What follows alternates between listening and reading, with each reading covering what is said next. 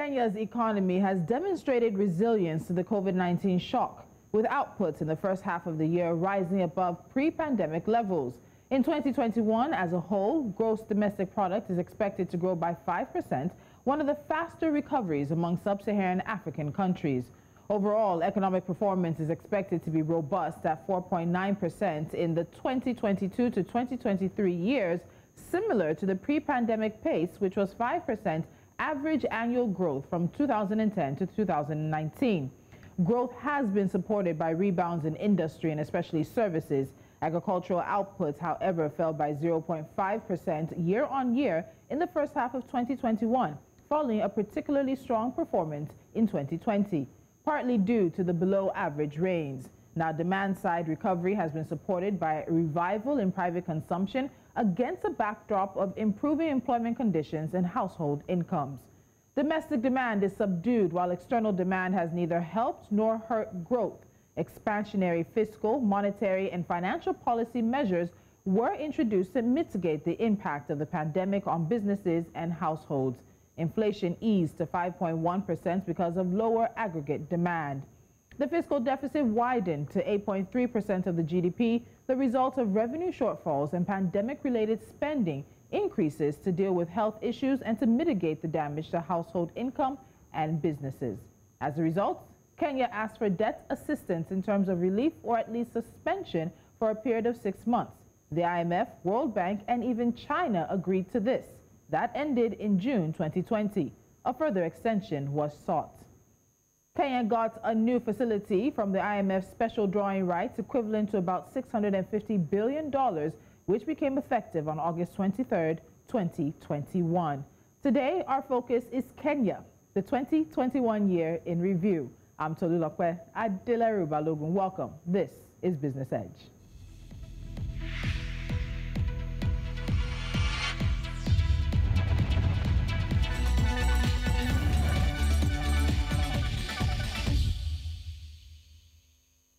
Joining me from Kenya is Ken Gichinga. He is the chief economist for Mentoria Economics. Ken, welcome back to Business Edge. Thank you so much for joining me.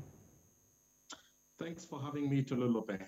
All right, so let's start with what has been one of the biggest conversation pieces for Kenyans in recent past, and that's the public debt and the borrowing issue. And it has dominated conversations in 2021. So public debt surged in Kenya to 72% of the GDP in 2020 and moving on from 61% in 2019. And when you see the increase for what we're expecting for this year, what's been pushing public debts and the growth, especially the astronomical growth of it in Kenya? Well, as you've rightly said, public debt has remained a big concern in Kenya. During the weekend of Easter, you saw a number of Kenyans bombarding the IMF website, calling for these agencies to review their debt lending policies because there was a fear that the debt was getting out of hand. Obviously, this is being driven by a number of things. The COVID pandemic, of course, has contributed to that. But I think more significantly has been the economic strategy that has been pursued over the last almost 8-9 years that has been heavy on government spending and heavy on infrastructure spending.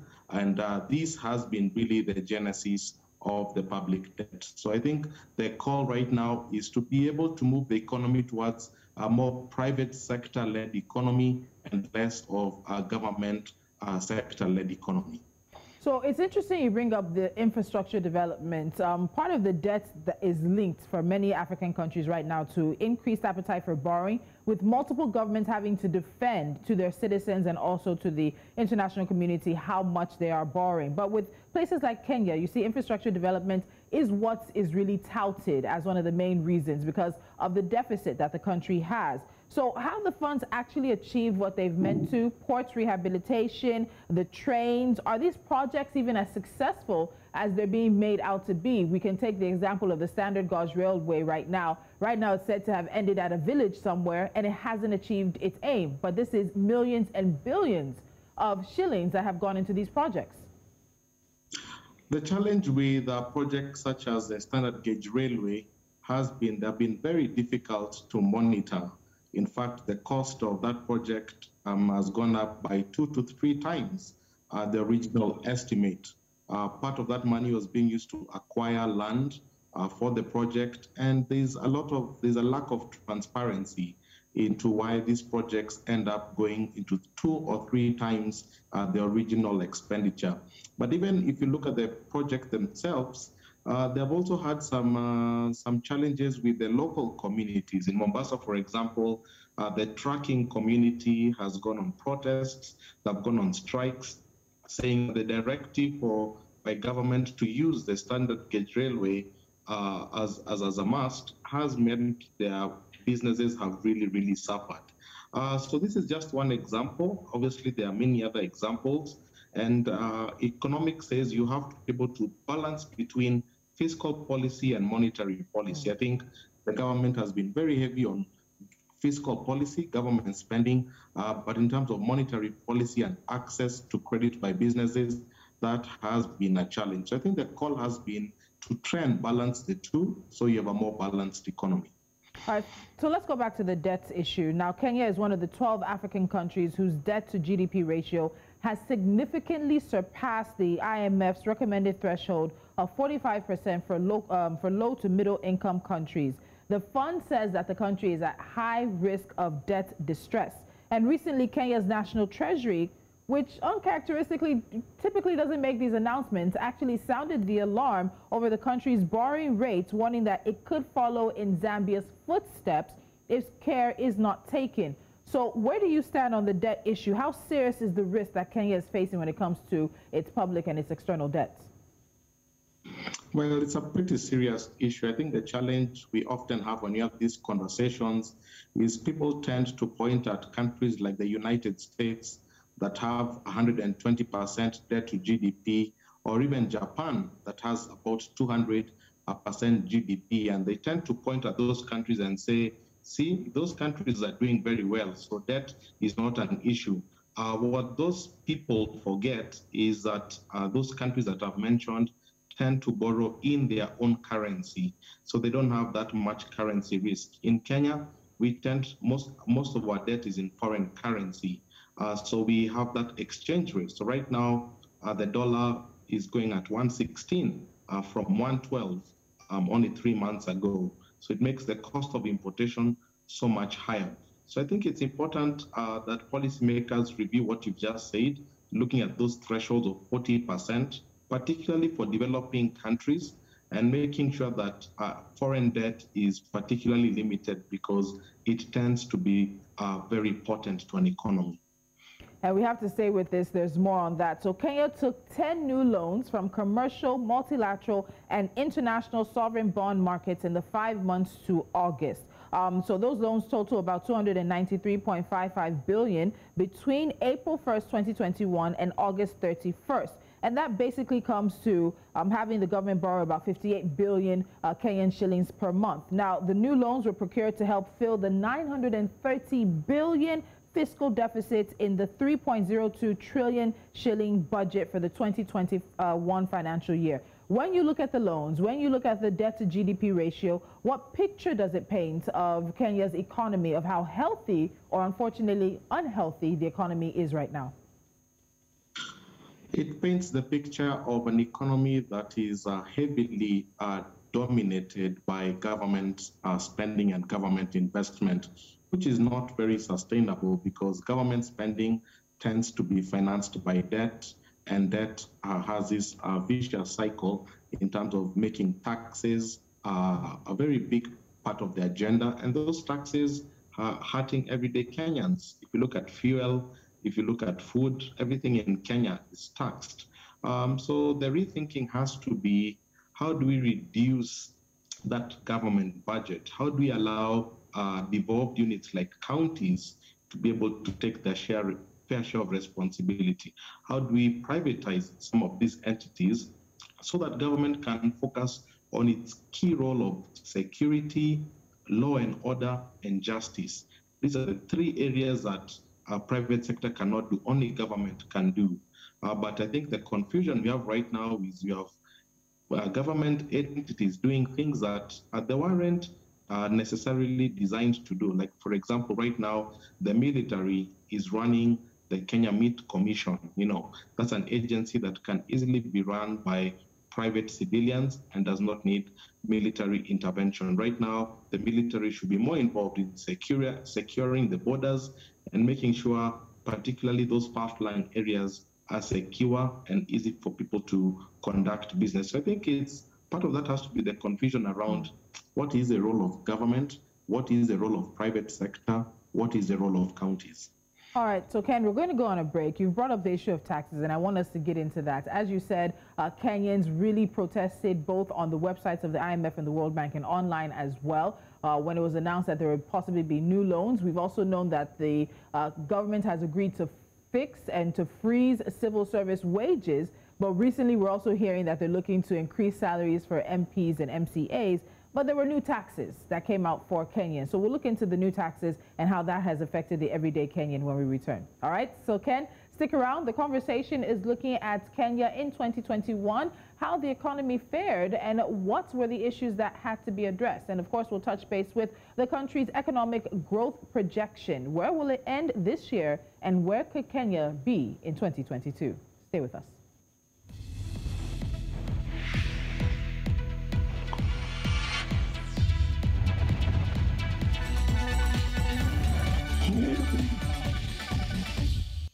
My guest is the chief economist for Mentoria Economics and joining us from Kenya today. Now, Ken, while the conversation about debts and loans was ongoing, Kenyans were told to brace for changes to the country's tax system. So, Ken, take us through the main changes that affected the average Kenyan. As we know, after the pandemic, the tax break holiday was over, taxes were changed, as you said, higher fuel prices as well. What were the taxes that were changed? What impact has it had on everyday Kenyans?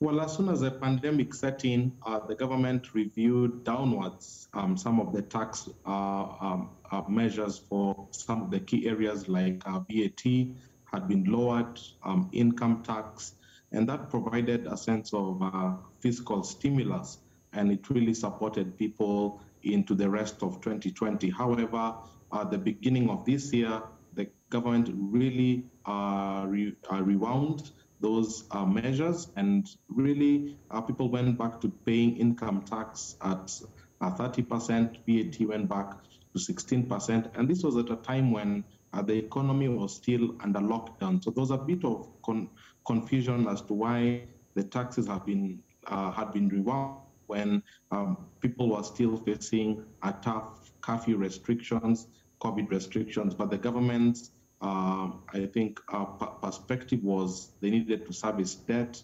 The government needed revenue to operate. So that had been sort of put in place. Now, moving forward towards September, October, when the COVID restrictions were relaxed, we saw some measures coming in, but we've not seen much really on taxation. It's still a key part, particularly of key things like cooking gas. That topic has been in Parliament, how to reduce that. But the Kenya Revenue Authority has been very adamant. They say any reduction in VAT on cooking gas will see the government losing about 4 billion shillings. So it's really a tough time, but the call has been to try and reduce the cost of particularly food and fuel, which touch and hurt the people at the bottom most the hardest. And in mentioning food, it's been a difficult year for Kenya. There's been the locust swarms, there's been the drought as well. So food prices have quite risen, and they've also impacted. So what's the impact of the agricultural situation on the economy this year? Oh, it's been particularly difficult with 10 counties facing a drought, but also Kenya really having to import quite a bit of food, and that has always been the irony. Kenya has a lot of fertile arable land, yet our policies have always been towards importing. If you look at things like wheat, we import quite a bit of wheat when there is still quite a lot of local produce. So Kenya's found itself really at a crossroads in terms of how do you maintain food security, particularly at a time when the cost of importation, because of the exchange rate, the dollar sliding, is becoming particularly expensive. So it's been a very, very difficult time, and a lot of people are calling for a food strategy to be put in place. Okay. So the World Bank Country Director for Kenya, Keith Hansen, said that while the economy has been resilient, poverty has increased and the buffers and coping mechanisms for households, firms, and public finances have been depleted. And we saw that Kenya continued with a mix of containment measures for the pandemic. There were some economic disruptive measures such as the lockdown. But overall, in terms of the lockdown and the restrictions, how has that played out in 2021? This was the year we all thought we would actually come out of the COVID-19 pandemic, but it has not turned out like that. So it's been a further extension of burden on the economy. How have the lockdowns and restrictions played out this year? You're absolutely right, Tolulope. I think last year people had some elements of savings. In as much as there were lockdown and curfews, there was some element of savings that was able to cushion people. Now, when we came into 2021, much of that savings were depleted. The schooling calendar came back, and the schooling calendar had been trying to make up for lost ground. So we've had our schools closing for 1 week, where parents have to do quite a bit of shopping to be able to make sure that the kids go back to school well. So we've had almost 3 or 4 of those sessions, and that educational school calendar has had a massive impact on the economy, because if parents are not able to cater for that, they won't making any other expenditure. So it's been a very, very tough time.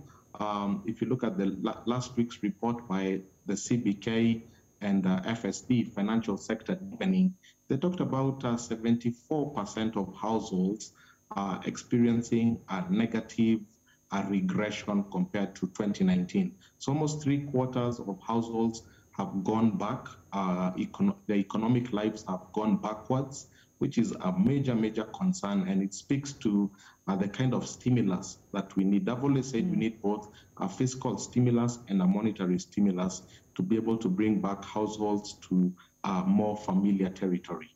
All right, so let's talk about the vaccines now. We all anticipated that vaccine rollouts would have impacts on the economy, and as of December the 5th, Kenya had received over 16 million vaccines, with about 7.5 million having been administered. Some 10% of adults, about 2.9 million people, have been fully vaccinated, while 16%, that's about 4.9 million Kenyans, have been given their first dose. Has the vaccine rollout helped the economy to start finding its path, its way back to recovery? What's been the impact of the vaccine rollouts on the economy overall? Well, what the vaccine can do is maybe to create a sense of confidence that people can go about their daily businesses. They get that sense of confidence. But the reality is, for an economy to be vibrant, it's not about vaccines. It's about cash in circulation. It's about the amount of money circulating. And that had been affected by the curfew restrictions, so much so that when the curfews were lifted in October, that's when in the last 2 months, we've seen quite a bit of activity in terms of rebounding. So I'd say, yeah, vaccines have created a sense of confidence, but it's really, the lifting of curfew measures that have started to create that rebounding effect in terms of more money circulating in the economy. So let's get to the final number now. So Kenya's central bank governor is expecting economic growth to end the year at 6.1% after a 0.3% contraction in 2020. The World Bank has Kenya growing at 5% for 2020. So whether it's 6.1 or 5%, this is still one of the fastest recoveries happening in Sub-Saharan Africa. So what do you think is driving this push, this incredible, because we still have some people struggling at 1.3, Nigeria is still around the 2.2, 2.5% projection. What's driving this for Kenya as we end the year? Well, obviously, we are comparing it with last year when the economy contracted. And so because of those base effects, you're seeing quite a bit of growth. But obviously, we expect to see key sectors starting to rebound. As I said earlier, with the curfews being lifted, we are seeing the hospitality sector starting to bounce back. So we expect to see particularly areas around Mombasa, the key tourist resorts, starting to rebound, particularly as we approach this Christmas period over this weekend. So I think hospitality will be a big part of that driver. I suspect we'll see areas like real estate starting to rebound. Obviously, we know next year there will be an election, so there could be a bit of jitters to that. But I think the services sectors that had been really contained by the curfews, I think those will be the major growth areas. All right. Ken, thank you so much for your time today. We will, of course, be touching base with you. We appreciate it, keeping our eyes on East Africa's largest economy and making sure that those numbers are right where they need to be. Thank you so much for joining me today. Thank you very much. All right. And Kenya is thriving, one of the fastest recoveries in Sub-Saharan Africa. Growth projected, depending on who you listen to be either 6.1 or 5%. But those are good, solid numbers. And they're one of the numbers that's going to help drive up the region's overall growth projection. And we'll be looking into 2022 to see how things play out. An election year for President Uhuru Kenyatta, and a very closely, tightly watched election. This is Business Edge. When we come back, it's NC4 to watch as we wrap things up.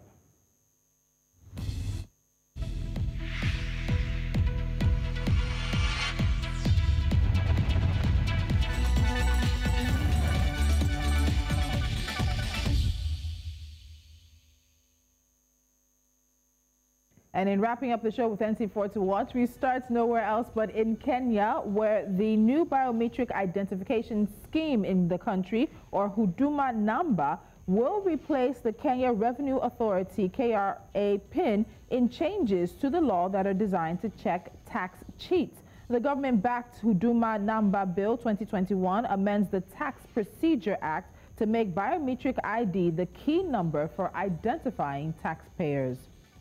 Zimbabwean companies are having to dabble in cutthroat initiatives to prop up their hard currency sales in light of the impending festive holiday.